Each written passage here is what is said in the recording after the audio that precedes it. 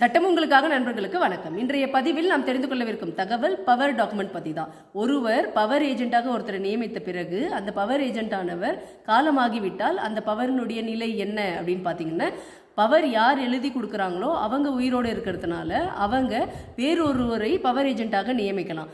நீங்கள் கேட்கலாம், பவர் ஏஜென்ட்டாக ஒருத்தரை நியமிச்சிருக்காங்க, அதனால் பவர் ஏஜென்ட் இறந்துட்டாலும் அவங்களுடைய வாரிசுங்க எங்கள் அப்பாவை நியமிச்சிங்க, அதனால் நாங்கள் இனிமேல் பவர் ஏஜென்ட்டாக தொடருவோம் அப்படி என்று உரிமை கொண்டாட முடியுமா அப்படின்னு கேட்டிங்கன்னா அதற்கு வாய்ப்பில்லை.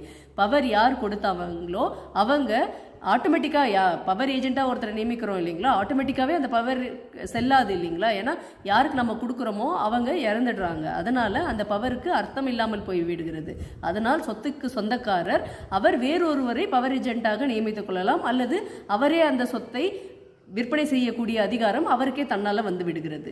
சரிங்க, பவர் யார் கொடுக்குறாங்களோ அவங்க இறந்துட்டா